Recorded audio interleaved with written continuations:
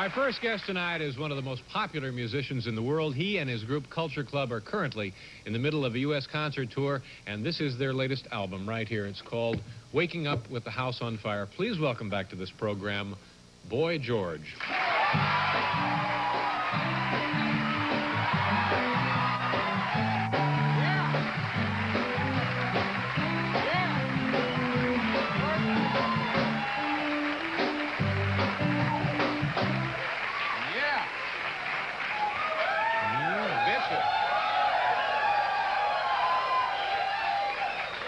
I decided not to mess around this time. No, sir. Go right for it. That's a terrific look. After doing the Carson show, I decided to come on here and wear this, and you would never be able to ask me why I look like this. I mean, what would be the point, really? No, you look. You know, see, I'm all for this. I think this is a. He's speechless. How would you describe this exactly? Now, the last time you were here, you didn't have the head gear, so forth. How would you describe that? I would describe it as like fab. I'm sorry, fap? Fab, F-A-B. Oh, fab, F-A-B.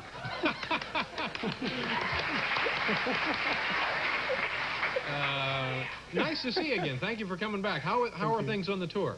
Brilliant. Yeah. The press are being bitchy about me as usual. But what do they say? That you call them bitchy. What do they say that irritates you? Everything. I mean, where do I start? Yeah. You know?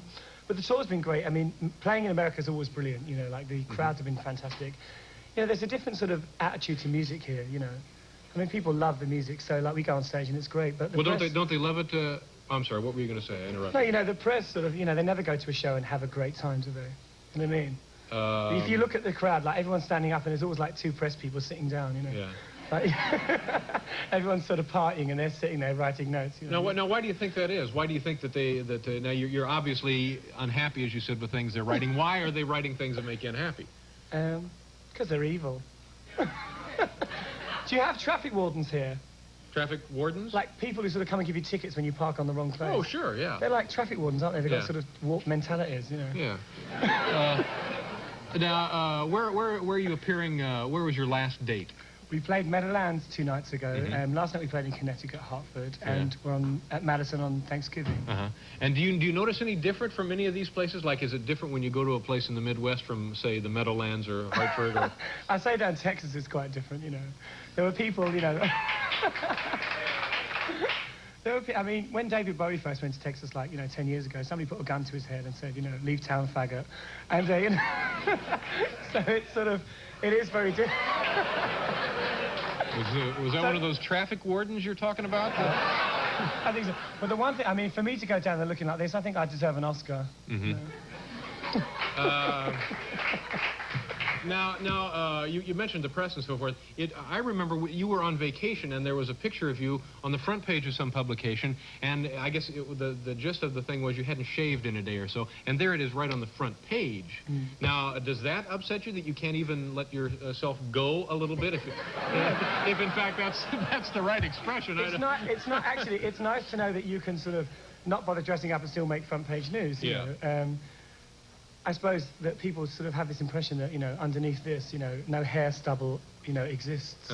So, like, it was pretty shocking for the world that Boy George grows a beard, you know. I mean, it's sort of really important stuff, isn't it? Now, didn't you change your hair color also on vacation, or am I dreaming? Hadn't you noticed? Well, didn't it go blonde there for a while or something? Well, it did, yeah, but I had to dye it blonde to get it red, you see. Now, why do you have to do that?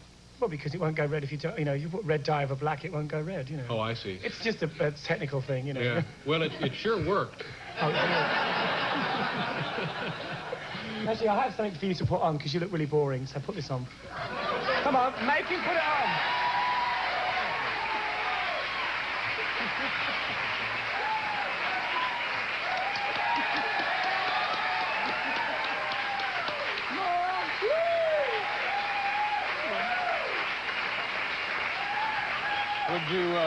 Would you like to try this on? No, thank you. We'll bag that one. It's a sport jacket. Watch David Letterman become fab. Fab. This is nice. It is, actually.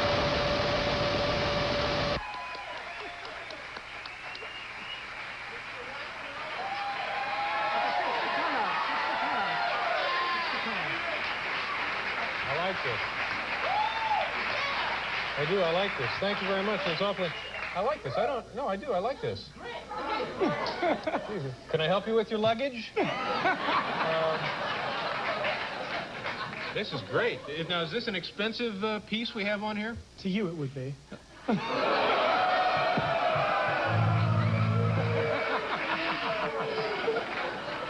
I'm sorry, I'm being evil. No, that's all right. That's all right. No, I appreciate it. That was funny. Actually, it was cheap. And don't make any comments about that either. No, it's not. I'm one of those people that believes just because you've got money, you don't have to spend it, you know. Mm-hmm. So, like, when I have things made, I have them made on the cheap, you know. Yeah, well, sure. Why? 40 Indians in a room, you know, like, sewing away. No, see, you don't have 40 Indians in a room sewing away. You do, actually. The tour starts in 2 weeks. No, you don't. You don't have 40 Indians. You have, these are made in huge factories, and everyone's making double the minimum wage. Not the way I make them. No, play along. You'll be... what are we doing? Oh, we got a commercial, but we'll be right back with Boyd George.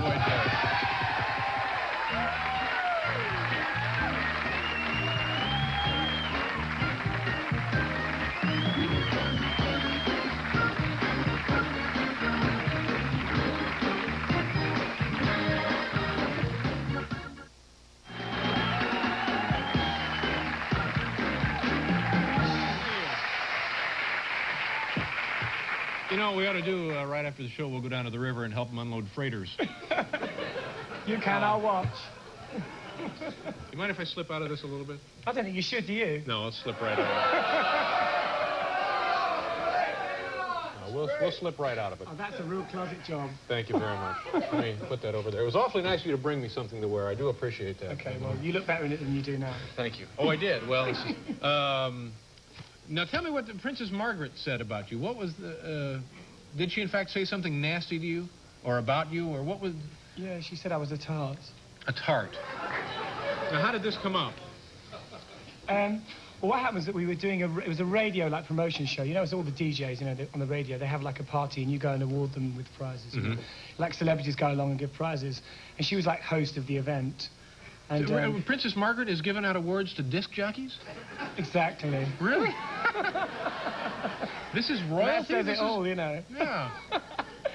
Well, you know, she had a photograph taken with me. She shook my hand. Mm-hmm. And then she went away and she said, he looks like an ill-made tart. Mm. In a very regal way. And, of course, the press jumped on it like hotcakes, you know. Yeah. And it was front page news everywhere, which was good for me and bad for her. Yeah. You had shirts printed up with the... We did, actually. We've got this great tour shirt with her, with my dreadlocks and hat, which says, Boy George is not a tart. Which a lot of people are wearing at the moment. And also, you know, the funny thing is that we had a poll in England after that saying, was she right to have called me? And she lost 3-1. So just goes to show you, really, it doesn't matter what you are, you can't be rude to people. No. Well, it seems to me like they would be proud of you. They ought to be. I bring more money into the country than she does. Yeah.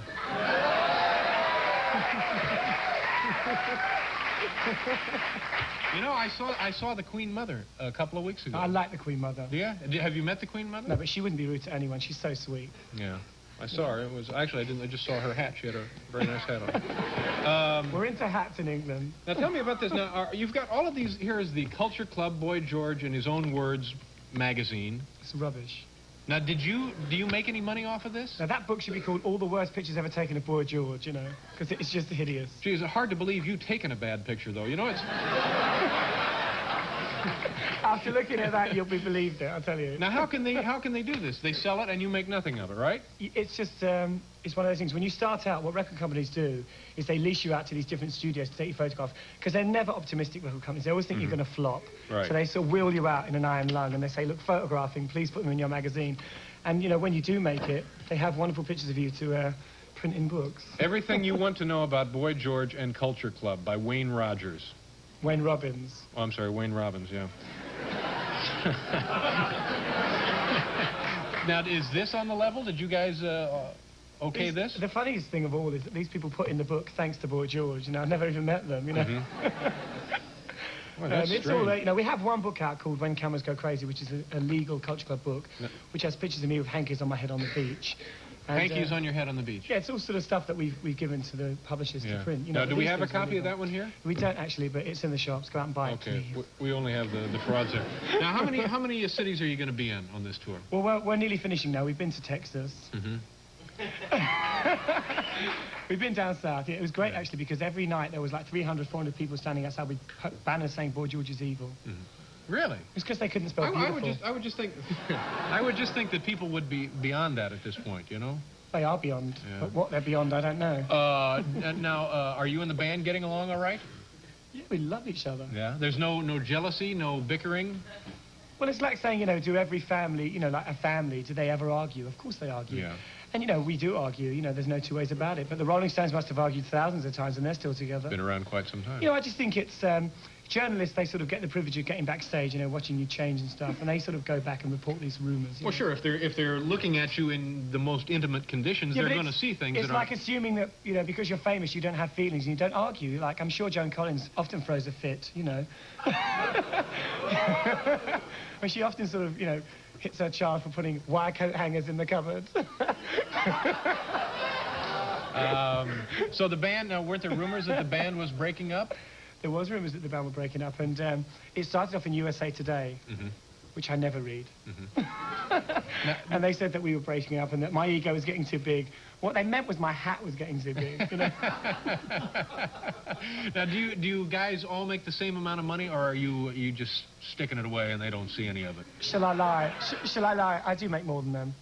But it's only because they're... No, actually, from the music... Now, this is a change, isn't it? Because I can remember a year ago... Now, wait a minute. No.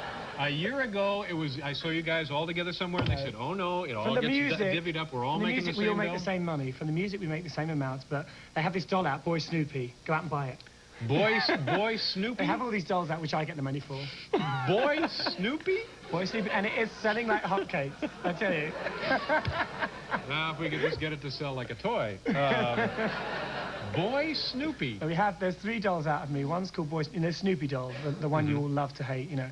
Well, there's one of me with dreadlocks and a hat and a number shirt, which is selling very well. And we also have the Boy George Cabbage doll. Oh, my gosh.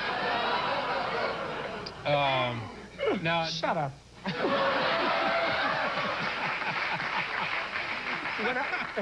When I want your opinion, I'll give it to you, okay? That's right. But now the fact that you're making more money on the personal sort of ventures, does that cause trouble in the band? No, not really. You know, I mean, you know, everybody in the band does their own thing. Like John produces other artists, so, you know, he makes enough money out of that. But basically, you know, once you get to a certain level, you know, you don't bitch about money, you know what I mean? And you're making quite a lot. What do you do with your money? How old are you now? 23. So what does a 23-year-old person do with that kind of dough? You're making enormous sums of money. Well, I mean, that Boy Snoopy thing alone, that must... Actually, the funny thing is a lot of journalists like to look at us sort of like pop stars as like poor peasants who've just learned to write a check, you know. Yeah. But, I mean, I'm having no problems with my money, you know. It's not a big deal for me, you know. But do you do interesting things with your money, or do you just have accountants? I do much more interesting things than I did when I didn't have any. I would guess so, sure. I mean, it's, you know, it's better to have it, isn't it? Don't you think? Yeah. Do you buy boats with it? Do you buy property with it? Do you buy... Oh, no, not things like that, you know. I mean, I'm not materialistic in that way, you know. I have one house. You know. Are you doing nice things for your mom? Oh, yeah, she's coming to New York, actually. You'll see her. She looks fab. She doesn't anything like Now, where will I see your mom? You make it sound like... You're going to bring her by the house? She's coming on the show. Your mom's going to come on the show? She's coming on the show. I'd love to have your mom on the show. Now, you're lying, aren't you? Your mom will be on the show. My mother will be in New York for Madison. My whole family are coming. I do things like that, you know. I look after my mother, you know. Charity begins at home, you know. Yeah. Well, bring her by. I will. All right. Anything else we ought to mention here? The album is doing very well. The album went in at number 30 today, so I'd like to say thank you to everyone who bought it. I love you. Well, thank you very much, George. It was good to see you again. And come by again soon. And seriously, bring your mom. I will. She knows about the hat, though, right? Yeah. All right. George, nice to see you again. Thank you. Thank you very much. We have to pause here for station identification.